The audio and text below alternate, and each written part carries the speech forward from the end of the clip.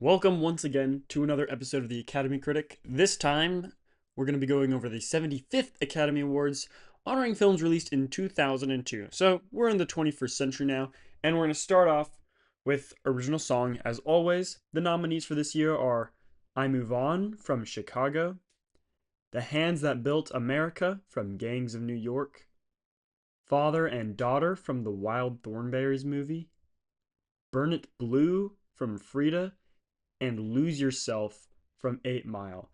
So Chicago and Gangs of New York are the only ones here that I've seen. So although I haven't watched 8 Mile, I've obviously heard Lose Yourself and yeah, it's the best one here. I'm not even a big rap guy. That's not my go-to genre, but it's Lose Yourself. It is the best one here. Let's talk first about I Move On from Chicago.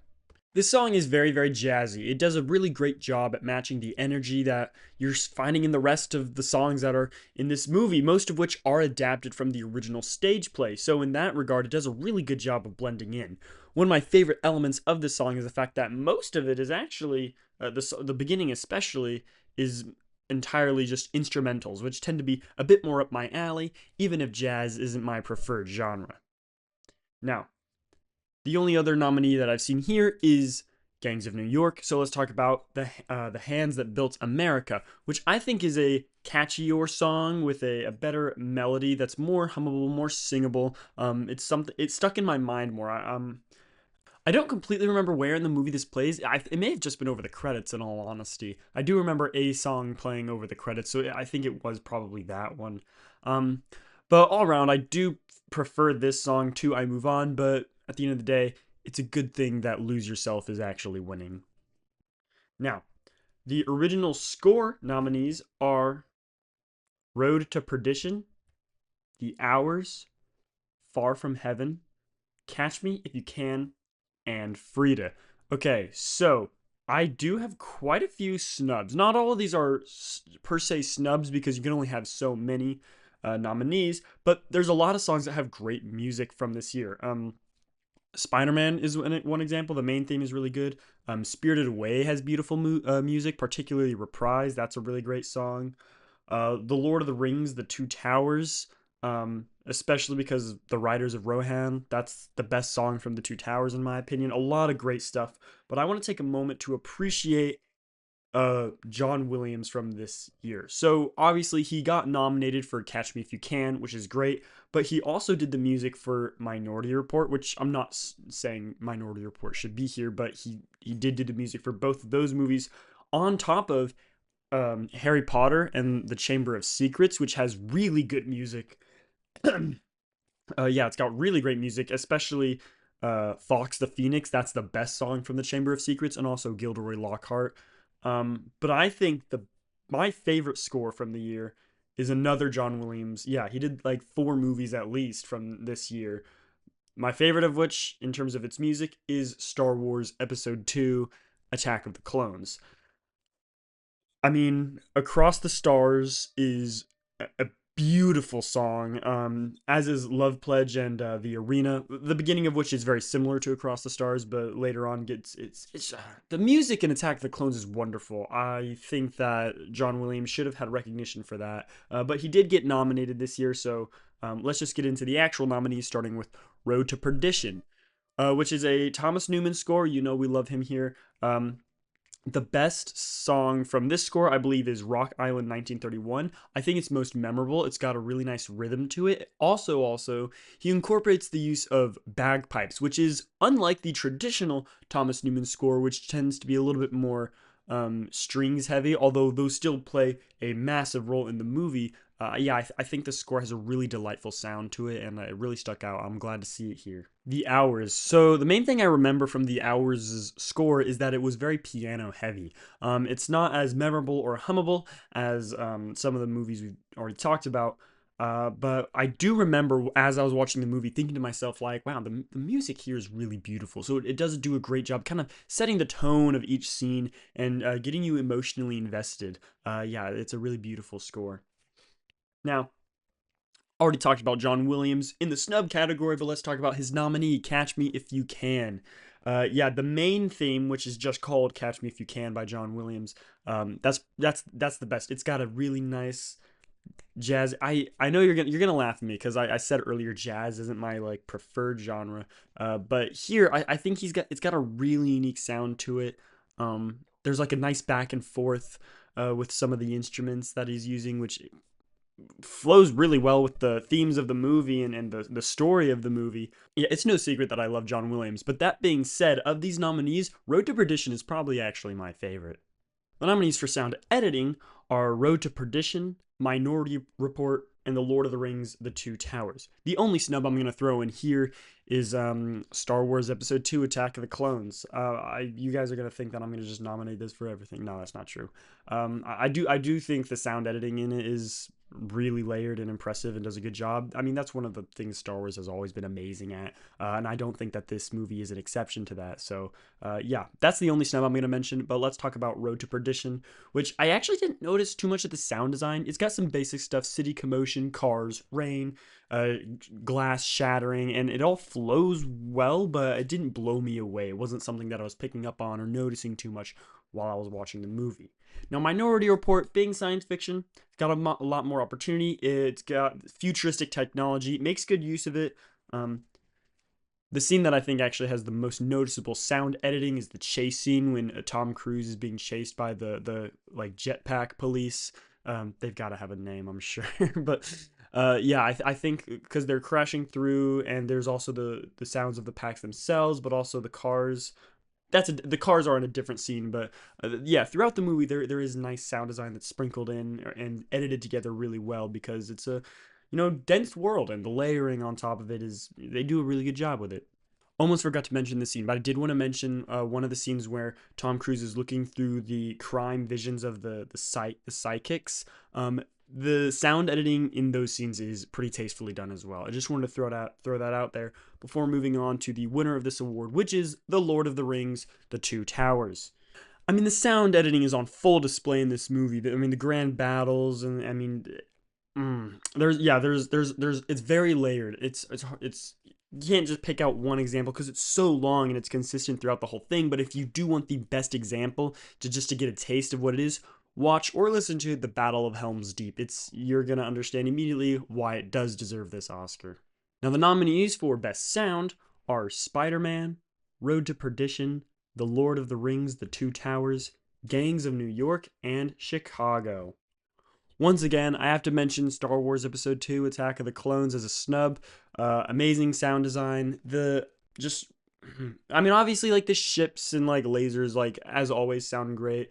But yeah, I think like more unique sounds. Like, in terms of that, well, sound editing, like we talked about earlier, the Droid Factory alone is already like a masterclass. But in terms of the sound design that we're talking about now, I mean, the seismic charges from the Slave One, from Jango Fett's ship, that alone got to get it in here, but alas, it wasn't the case. So let's move on to Spider-Man.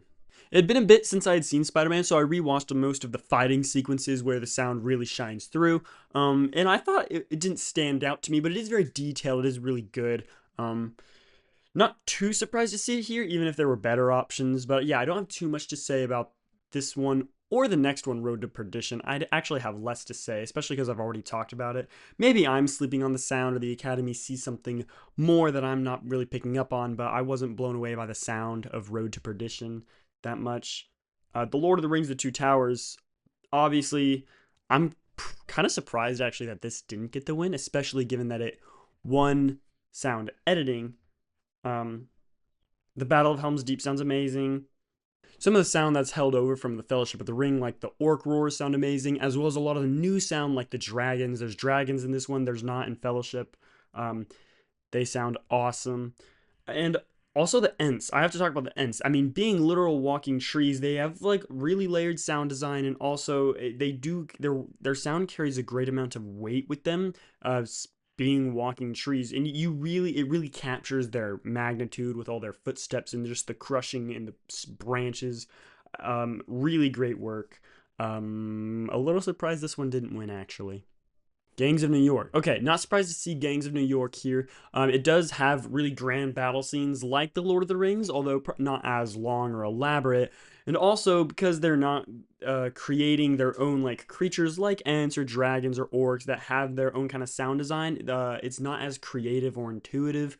They're just using, real weapons. I mean, they're guns and knives, and I mean the sound clashes really well.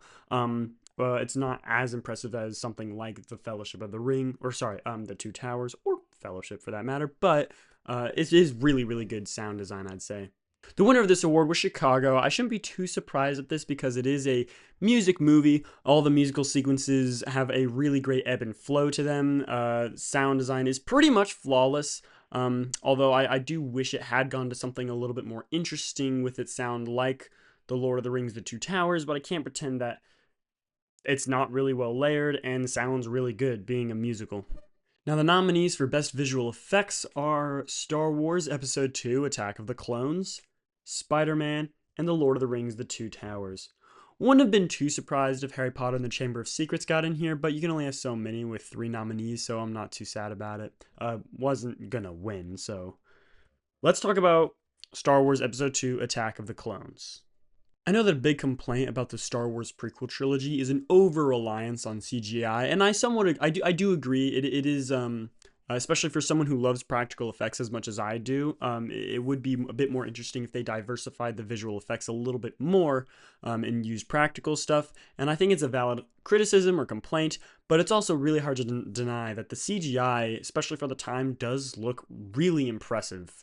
A lot of the characters that are CGI look really cool. Poggle, the other Geonosians, a lot of the Separatists that are at the meeting with Dooku look really, really cool. On top of that, you just have the worlds that they're creating. I mean, just looking at a planet like Kamino, I mean, the exteriors of Kamino look, beautiful, like really, really impressive. And then the interiors, the building, I mean, those rooms are like CGI, yet they're also so intricate and layered. Then you have places like Coruscant, obviously very impressive, and then Geonosis. The list goes on. And the battle between Obi-Wan Kenobi and Jango Fett and the asteroid belt around Geonosis. I mean, there's just so many sequences that look really, really good, and the scale alone is super impressive. And then on top of that, they look really great. There's also 2 completely CGI armies, the Separatist droid army and then also the Republic's clone armies.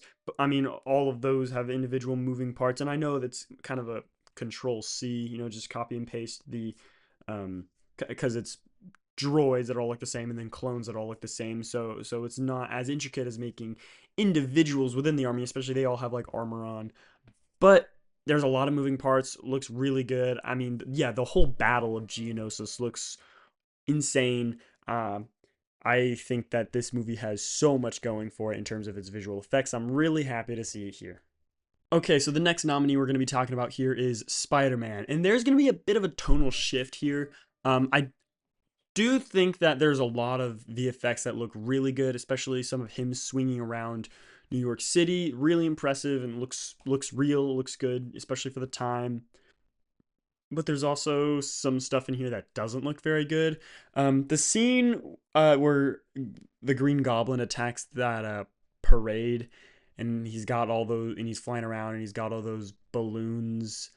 I don't think that looks good. I think the balloons, especially, I think it looks pretty bad, actually. So while there is some like really good VFX here, I don't think this movie really stood any realistic chance next to Attack of the Clones, and then the winner of this award, The Lord of the Rings: The Two Towers. A lot of the stuff I said about Star Wars applies here as well, except I wouldn't say The Lord of the Rings overly relies on CGI. There is a bit more diversification with some practical effects, but the CGI that they do use looks really impressive. I think there is some stuff that would probably be criticized if it were to come out today. There's some like obvious green screen. When Merry and Pippin are riding on the Ent, you can tell that there's a green screen. even though the ends themselves look really good. Most of the movie holds up really well, especially a lot of the settings. Gondor looks really, really cool. Isengard looks awesome. Mordor looks bizarrely beautiful, despite its rather hellish landscape. We don't see as much of Mordor until the last movie, obviously, but um, the most impressive element of the VFX is the motion capture. I don't know how old motion capture is, but this movie had to be kind of a pioneer, with Andy Serkis having to wear the motion capture suit and play Gollum. He does a great job. The amount of emotion that comes through on the face is really, really impressive. Especially, I mean, when you look at the behind the scenes stuff of what they were doing, I mean, he's the one giving that performance. We'll talk about him a little bit later. But the motion capture and the VFX alone, really groundbreaking stuff. I think it's really cool that this movie won. The nominees for Best Cinematography are The Pianist, Gangs of New York, Far From Heaven, Chicago, and Road to Perdition. Only snub I'm going to mention here, don't worry, it's not Star Wars. It is The Lord of the Rings, The Two Towers. I think that movie has some beautiful shots. I think it looks really good. Wish it had been in here, but let's talk about The Pianist. So I'm going to be the first to admit that this movie has some really beautiful shots in it. I'll throw up some stills on the screen while I'm talking, but ultimately, I found a lot of the cinematography rather stale. Even though everything is lit well and looks good, the lack of movement left me desiring just a little bit more. Even really intense stuff like battles just kind of show you the setting and pan to the left or the right to show you what's going on. Without ever getting too creative with it. It's a bit like looking at a really high quality security camera. But the purpose of that is to help us see things from the perspective of our protagonist, which means we are often viewing the action somewhat distantly. So it has a purpose, but like I said, it can get a little bit stale over time. Gangs of New York. Now, I think this movie is at least shot a bit more creatively and uniquely. It offers more with its camera work for sure, but my favorite thing about the cinematography has got to be the lighting. All of the scenes are just lit expertly, much harder to do than you'd think. But yeah, the color coordination is really consistent throughout the movie as well. It just has a generally pleasing appearance, even if I'm not like, oh my gosh. But yeah, no, it looks really good. Chicago. So this movie is very flashy. The best shot scenes are all the musical sequences, which are shot kind of like a stage play, using very stark lighting and often framing everything up very dramatically. Many of the talking scenes are not as memorable, but the musical numbers are really going. They're going all out. They're doing a lot, and making for a very visually dramatic experience while watching this movie. So yeah, not too surprised to see this one here either. It's very dramatic. The winner of this award is Road to Perdition, and oh boy, I am so happy about this. This movie deserves the win. It is the best shot movie here. It's not a black and white film, but still manages to use the low-key lighting to give it the same kind of feeling as a classic 1940s noir film. There are some shots that are dramatically close and others that are wider and use shading and silhouettes to convey a certain message or emotion, but overall, I think the director of photography is doing a spectacular job here on this movie, and I'm really glad that he got the award. He deserves it. Okay, now moving on to art direction, the nominees are Road to Perdition, The Lord of the Rings, The Two Towers, Gangs of New York, Frida, and Chicago. Now, some snubs I'm going to throw in here that I think should be in here. The Pianist has actually really good production design. I was also impressed by Harry Potter and the Chamber of Secrets, particularly the Chamber of Secrets itself. I think is a really cool set. Wish that had gotten some recognition. But without further ado, let's talk about Road to Perdition. So most of the stills I'm going to be using for Road to Perdition aren't exterior shots of sets, but the internal structure. And that's because they built entire homes inside of sound stages.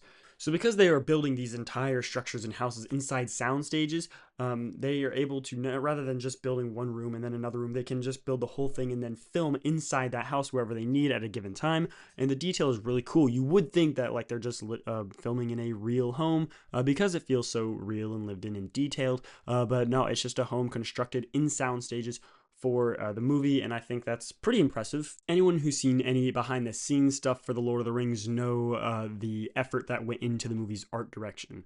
They famously made these very, very large miniatures called bigatures, which is, kind of a nice oxymoron, where they would basically create the entire like giant palaces or castles like at Gondor or whatever that they need to make, so that they have a very intricate understanding of the detail and layout. And then if they need to film in a certain part of that, they would construct those sets to scale as they need. And obviously when you watch the movie, you can see the results pay off spectacularly. Gangs of New York. Now, when I watched Gangs of New York, the production design was probably one of the first things I noticed. I think from beginning to end, it's really strong. Entire squares will be, constructed, and it just makes for a very immersive and thorough experience watching these characters move about these sets. I think it's probably one of the strongest things that this movie has going for. I think I was very, very impressed with it. But the winner of this award is Chicago, which, next to movies like Gangs of New York and The Lord of the Rings, I am surprised to see it winning.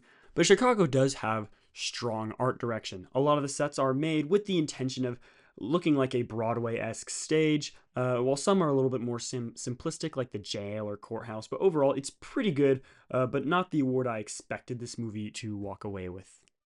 All right, moving from there to costume design. The nominees for this award are The Pianist, The Hours, Gangs of New York, Frida, and Chicago.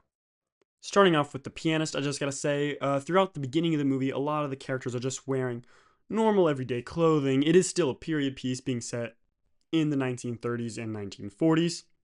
However, we do also have some German Nazi uniforms and Jews wearing their white striped concentration camp attire, which is nothing we haven't seen in anything else, even though it's very well done, of course. But I think what stands out in the costume design of this movie the most is our main character Spielman's clothing. As he hides for like years on end in a literal war zone, you can see his clothes just slowly deteriorating over time, becoming more worn, more tattered. And I think that really it adds to his character, and his experience makes you really feel what he's going through and how long he has. And so in that regard, I think the costume design is doing a very, very important job. All right, let's talk now about The Hours. So The Hours being set over 3 different timelines, the costume design, their department really gets to kind of stretch the legs and explore stuff in the early 2000s as well as the 1950s and 40s. And the further back it goes, the more intricate and elaborate the costume design appears, really adding to the setting shift that the movie is taking the audience on.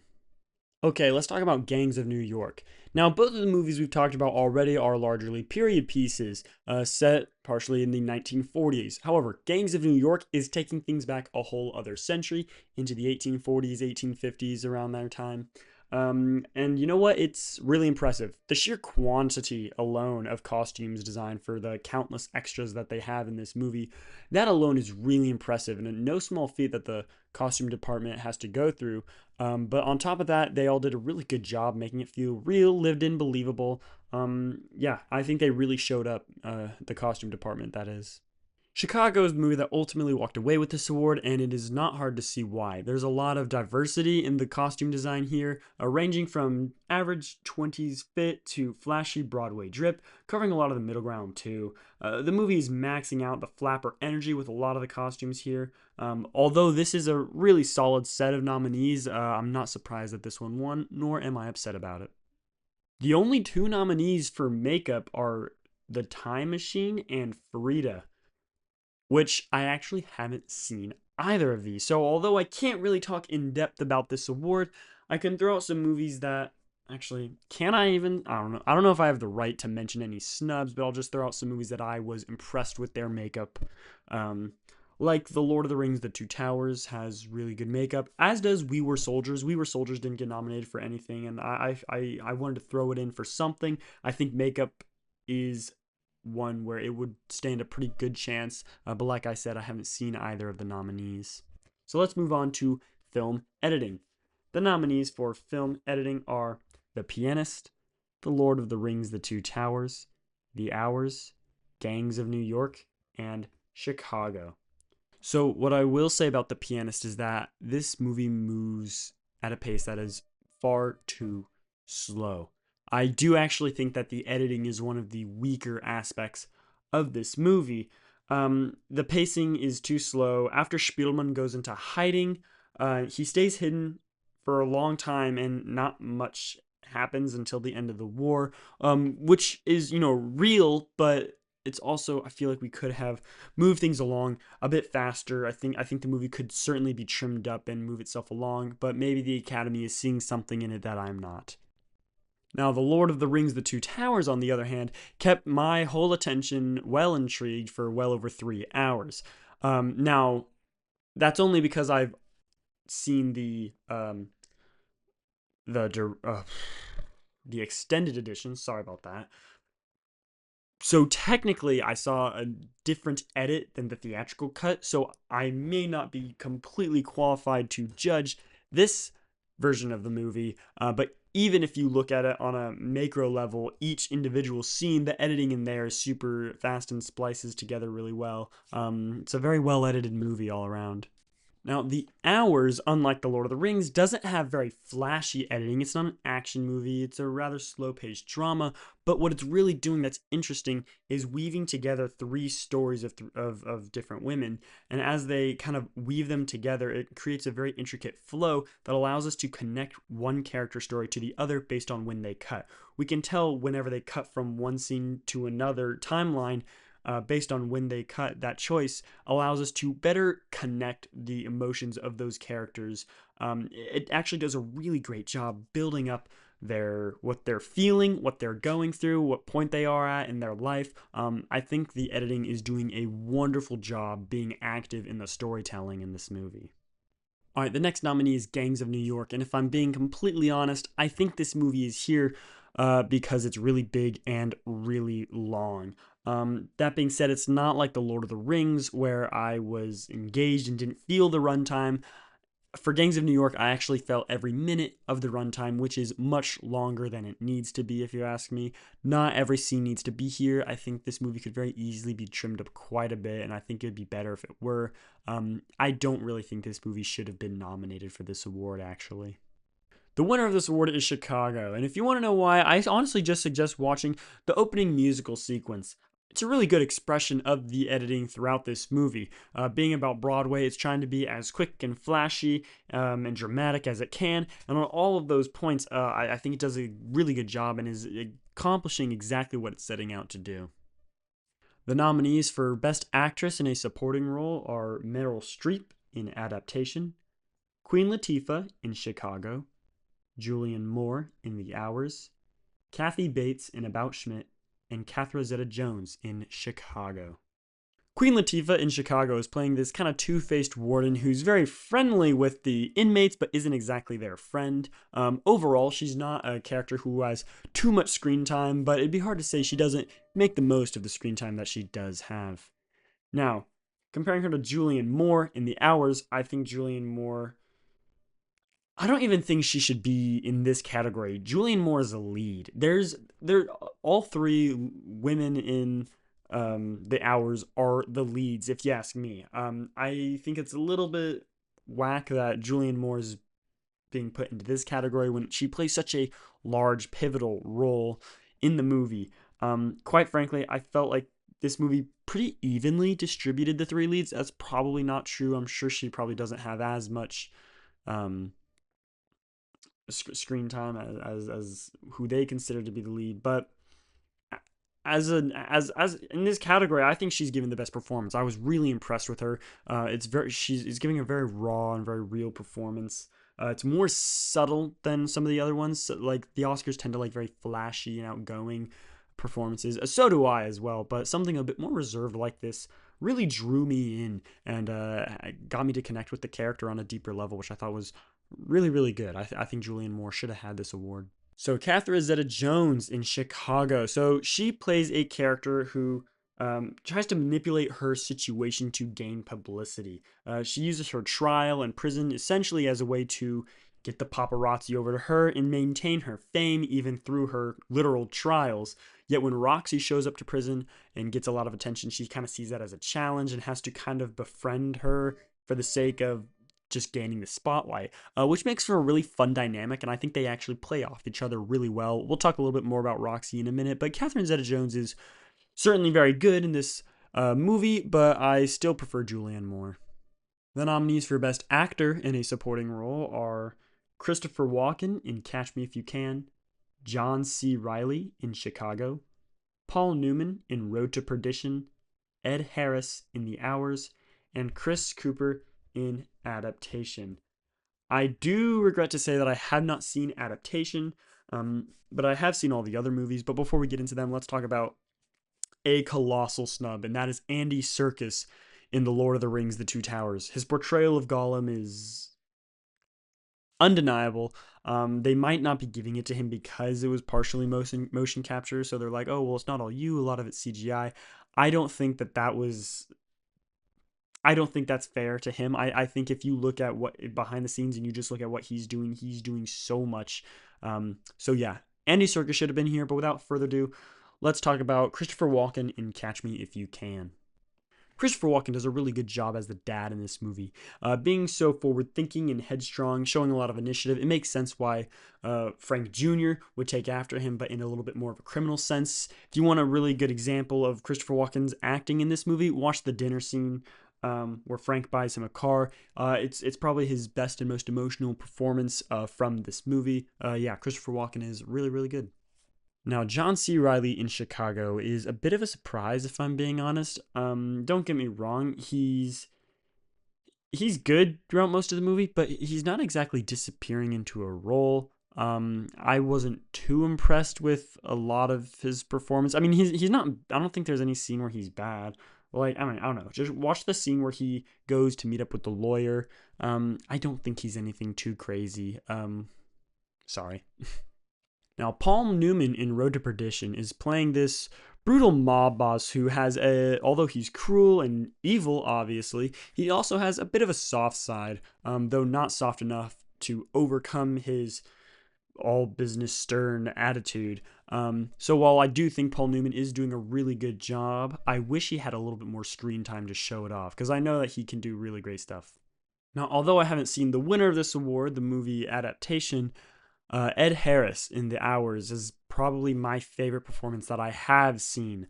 I think he is giving it his all. There's so much, he's doing so much with so little screen time. I was just talking about Paul Newman, how I wish he had more screen time. Ed Harris, he also has very limited screen time, yet he does so much with it. His body language, his face, you can just see the pain that he's going through, and the fact that he is really only sticking around for others and that he doesn't really enjoy being alive. It was very raw. It was very, very impressive. I really dug his performance. I thought it captured so much emotion. The nominees for actress in a leading role are Renee Zellweger in Chicago, Julianne Moore in Far From Heaven, Diane Lane in Unfaithful, Salma Hayek in Frida, and Nicole Kidman in The Hours. So the only snub I'm going to throw in here is Meryl Streep from The Hours. I know Meryl Streep got nominated for another award. And Julianne Moore, I'm now realizing, got nominated twice this year, which is pretty cool. But Meryl Streep, like, I don't think she should win. I don't think she's as good as like Julianne Moore in this movie.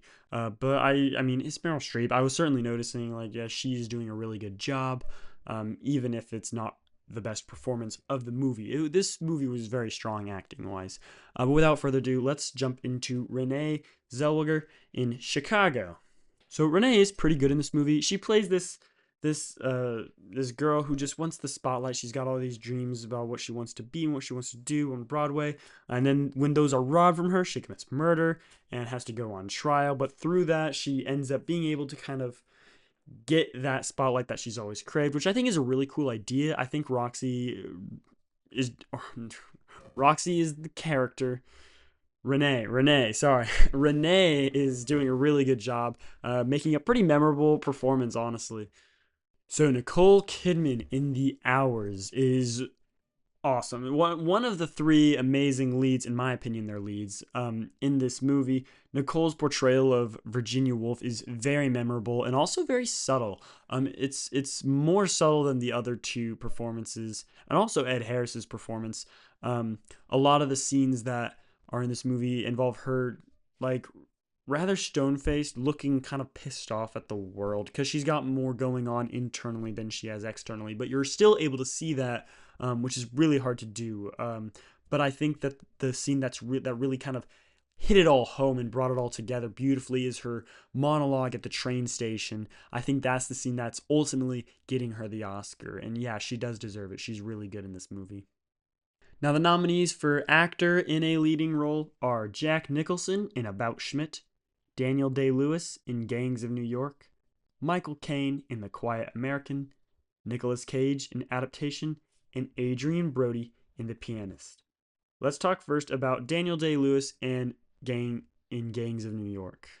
Although Leonardo DiCaprio is more of a lead, it's hard to deny the impact that Daniel Day-Lewis has on this movie.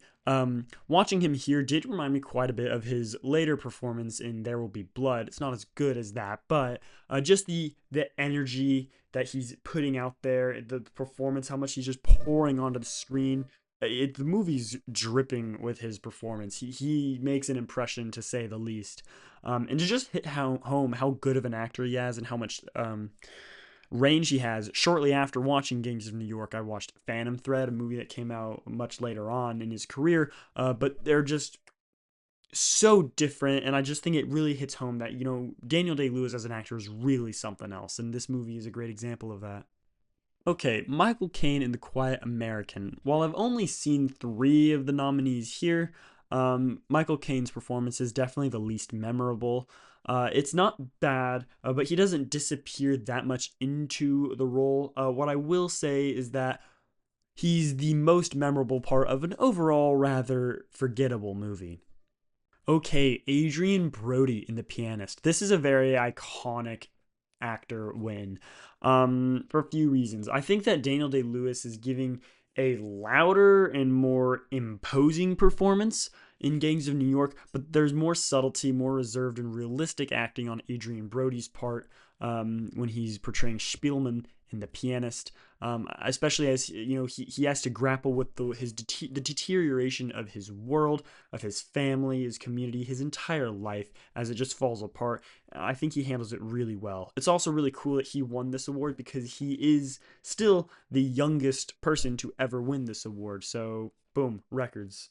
On to the writing awards. The nominees for Best Original Screenplay are Y Tu Mamá También, My Big Fat Greek Wedding, Gangs of New York, Far From Heaven, and Talk to Her. Alright, let's start off talking about Y Tu Mamá También. Uh, this movie, I don't really know how to talk about this movie. Um, the casual dialogue exchange is really good. There's a great flow to it, and the actors have to, because a lot of the shots are long take, the actors have to memorize like minutes and minutes and minutes and minutes and minutes of dialogue on end, and you can only do that with realistic dialogue that has a nice flow to it that you can follow very easily. So in that regard, I think it's really impressive. But some of the conversation topics are just so consistently vulgar. They end up just being kind of repulsive after a while. By the end of this movie, it's like, okay, I was kind of sick of the characters' erotic obsessions. So although the writing it flows well and is really impressive, it's well written, but ultimately kind of gross too. All right, let's talk about My Big Fat Greek Wedding. Talking about My Big Fat Greek Wedding right next to Y Tu Mamá También is crazy work. I'm not even gonna try to compare them. Let's just talk about it. Yeah. So My Big Fat Greek Wedding, fairly standard rom-com. Very entertaining, very funny, enjoyable, also predictable. I'm not too familiar with Greek stereotypes, so this movie, was helpful in that regard. Learned some new stuff. um, but it's not doing anything that's too different from romantic comedies. It doesn't need to be, but I also don't think it needs to be here. A lot of the complaints I had about Four Weddings and a Funeral in the last episode kind of pertain the same thing as well because they're doing similar things. Which is to say, both of these movies are good and very, very fun, and most people enjoy them, including myself. All right, moving on. Okay, next up, Gangs of New York. I don't think this should be here. The movie doesn't have a clear enough direction for far too much of it.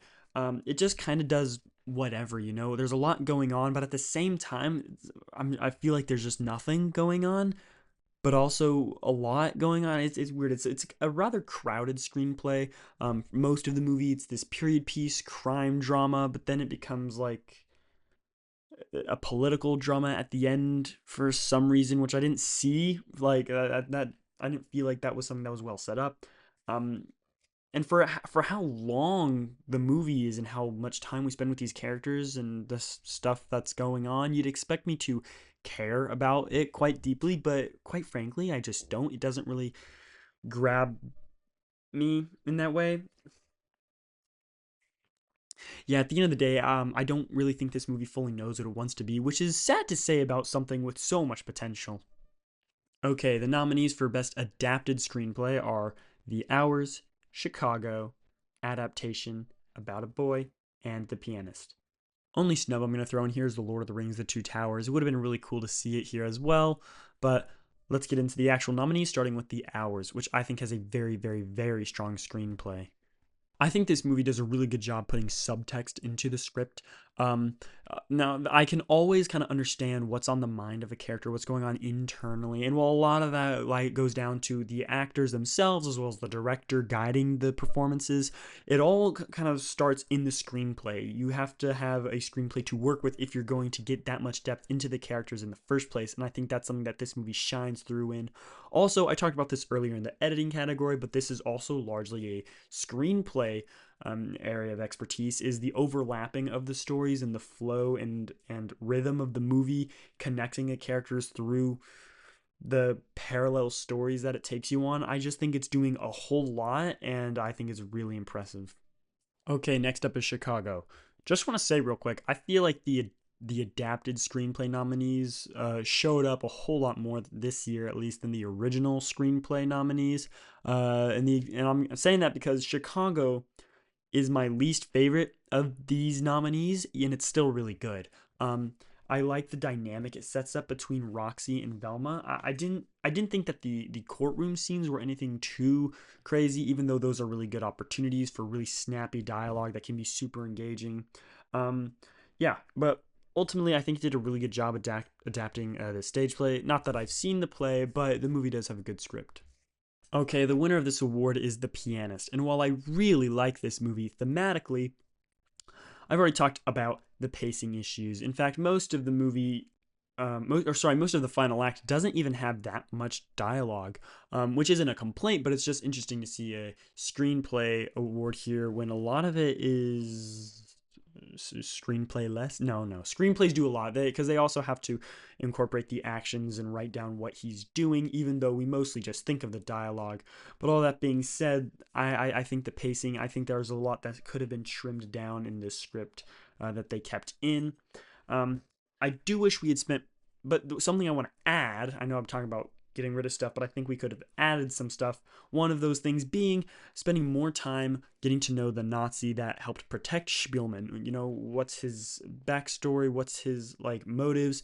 I do acknowledge this is based on a true story, and you can only take so many liberties when adapting the choices of real historical people, especially when their motives may be very ambiguous in reality.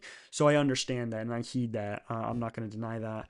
I think my favorite thing about this screenplay is handling the uncertainty faced by the Jews under Nazi occupation, just showing them grapple with the fact that their very existence is being choked out by discrimination, segregation, and eventual outright murder. It's not an easy thing to deal with, but I ultimately feel like the screenplay handled it very, very well. The nominees for Best Directing are Talk to Her, The Hours, Gangs of New York, Chicago, and The Pianist.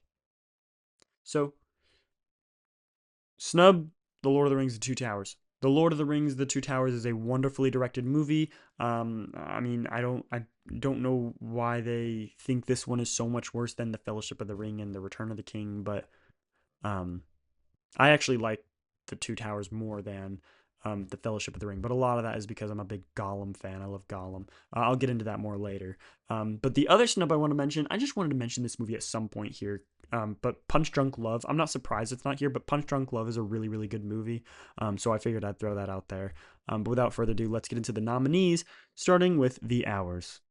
We've already talked about this quite a bit on a few different occasions, but the performances in this movie are next level.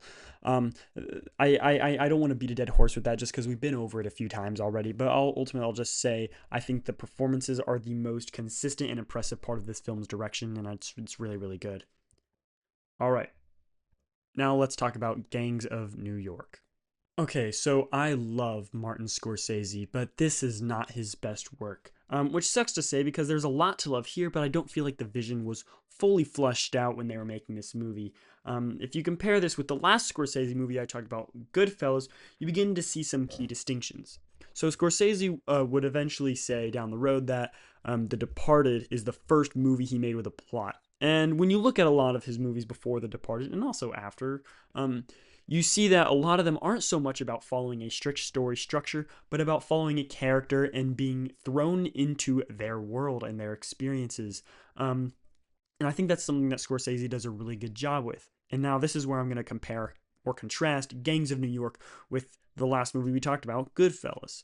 So both of them kind of follow our character through this gang world as you get to experience them. However, Goodfellas does have a sense of undergroundness where you're part of an exclusive group of hidden gangsters. And it's very, very exciting. It's very, very, very exhilarating. It's very exclusive. Whereas Gangs of New York, I think they go a bit over the top with the whole like the gangs are running the city. It feels like everyone in New York is part of these gangs, making it feel not as secluded and not as underground, not as exclusive. It feels just rather chaotic rather than exciting. I think that's one of the big distinctions between this movie. There's a lot more reasons why Goodfellas is a better movie than Gangs of New York. But in terms of the story structure, that is similar. I think that is one example of a big contrast. Is the world that you're being thrown into. All right, Chicago. Chicago is pretty well directed. The movie definitely has a very precise vision of what it wants to do, and it hits it out of the park, I'd say. It's not my type of movie, but I absolutely have a bunch of respect for the work that went into it, and they got the result that they were looking for. Good for them.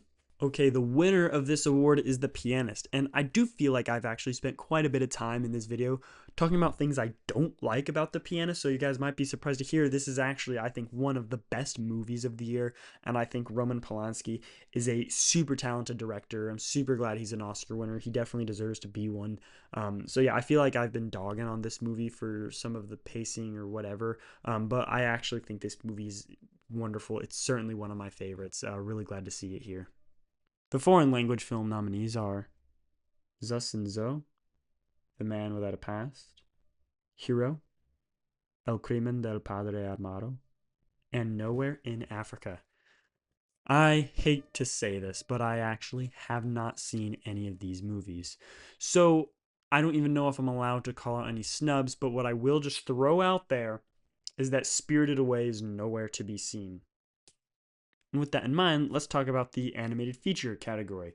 The animated feature film nominees are Treasure Planet, Spirit, Stallion of the Cimarron, Lilo and Stitch, Ice Age, and Spirited Away.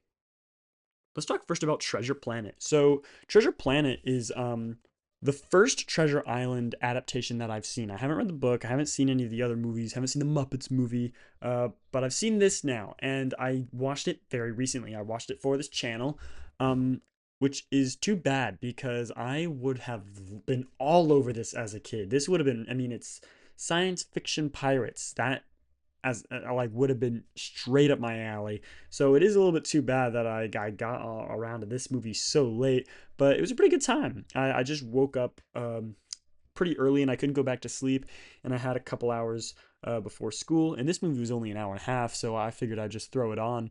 And you know what? It was very enjoyable. Had a grand time. Now, unlike Treasure Planet, Lilo and Stitch is a movie I am much more familiar with. My parents don't like this movie for some reason, but they don't need to. I really like it. I think it's super sweet. I think that the message of family is very, very wholesome. It's also very, very important. It creates very lovable and memorable characters. Yeah, this movie is all around very, very entertaining, very, very sweet, very heartfelt. Um, it's the director would go on to make movies that I think are better than it, like How to Train Your Dragon and The Wild Robot later on in his career. But this movie kind of foreshadows the really awesome work that he's going to be making down the road. So yeah, I'm a big fan of Lilo and Stitch. Ice Age, yeah, another childhood classic. Though I admittedly spent more time watching the second one than the first one. I think the idea of this movie is brilliant. Just I mean, making a little herd out of a mammoth, a woolly mammoth, a giant sloth, and a saber-toothed cat. Really good idea, and they give each character a very unique personality that kind of bounces off each other really, really memorably. Sid, particularly, is an absolute treasure. We must protect him at all costs. But yeah, I think that it's another movie with a really sweet message of family and what a family can be and the importance of it, which can also be rather devastating at times. Which the best example of that, I think, is the best scene in the movie when they're in the caves and Manny finds the cave paintings of the mammoths. That is a genuinely sad scene, but it's also really, really powerful. I think this is a very strong movie. The winner of this award is Spirited Away. And although I totally agree with this decision, I must confess that um, I'm not the biggest anime fan. That's what you guys should know about me. I just didn't grow up with it. I think the hardcore weebs like kind of killed it for me in middle school. Even though, keep in mind, I didn't actually watch any anime movies or anything until I was in high school. And I think this may have actually been the first one I saw. And I went into it with this bias that even at the time I knew was relatively unfounded. Since then, I've seen a lot more and have come to appreciate anime as an art. Since then, um, even though it's still not my absolute favorite, but with all that being said, it's good that Spirited Away won. Spirited Away is the best movie here. Even though these are all really good movies, this is the most creative, the most beautiful, the most artistically significant.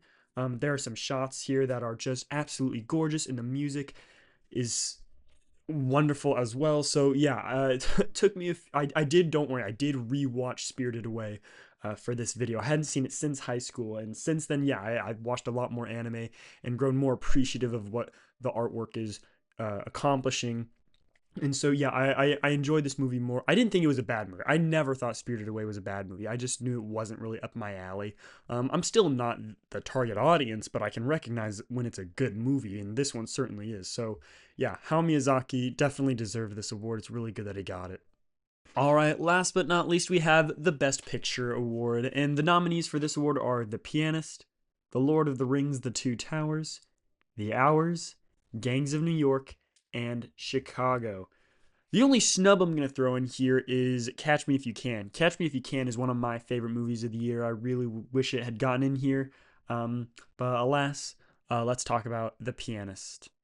So, The Pianist, it's kind of crazy actually that it didn't win, especially considering it not only won Best Screenplay, but also won Best Director. When you get those two combined, it's generally a lock for Best Picture, although there are some rare occasions where that's not the case, this being one of them. It lost to Chicago. I do think that The Pianist would have been a cooler win than Chicago, a more deserving win. But we can just probably know deep down that if Chicago hadn't been the winner, it most likely would have been The Pianist. Now, my favorite movie of the year is The Lord of the Rings: The Two Towers. Um, and I do actually like this movie more than Fellowship of the Ring, which isn't it's not like a it's a relatively hot take. It's not that hot. I mean, pretty much everyone holds all three of these movies in very high regard. But to understand why I like this movie more, let's go a little bit into my introduction to the Lord of the Rings. So, although this is a movie series that is way up my alley and that I should have been on top of a long time ago, I actually didn't watch any of them until I was in high school. Now, technically, a friend showed me Fellowship of the Ring when I was in middle school, but I didn't really care about it. I was not that into it. It was long, and it was more his thing than mine, so I was just kind of like, whatever. Didn't pay too much attention to it, kind of disregarded it. I realize now that was a mistake. But in high school, I started kind of realizing, you know what, I probably should watch these movies. They're classics. They're allegedly some of the best of all time.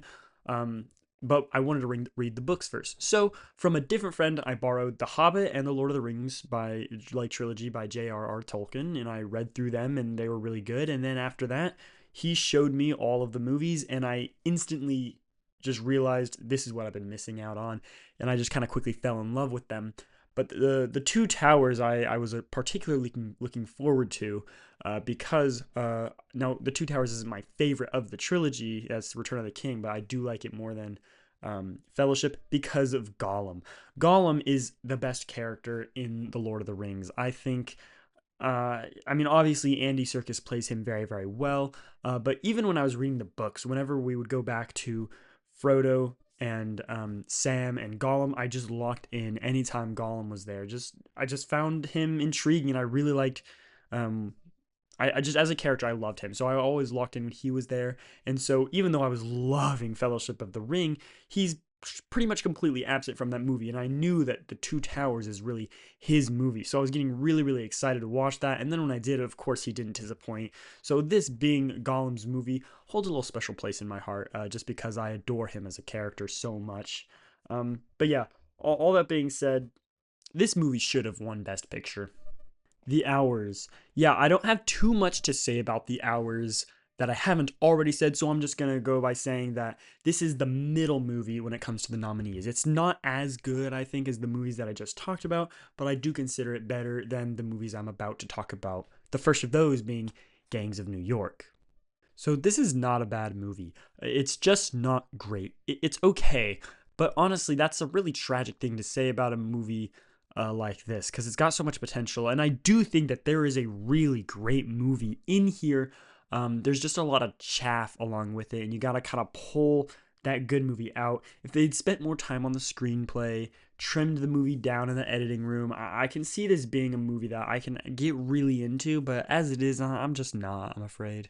The winner of this award is Chicago, and this is actually the last musical. I'm making this movie in 2020 or this video in 2026, so maybe this will change, but this was the last musical to win Best Picture.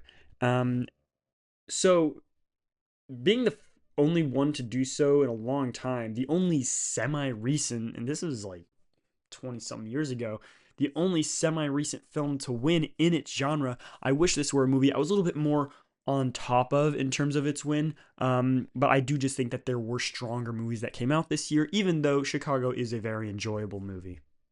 All right, so cool. We've done it. We did 75th Academy Awards. We did 2002. I want you guys to watch movies from 2009 because the next video we're going to be on is honoring the 82nd Academy Awards. So yeah, some really good movies came out in 2009. It's a really strong year. I'm looking forward to doing that video greatly. So yeah, have fun watching those movies. Yeah, catch up on them, and then I'll see you in the next one. Peace.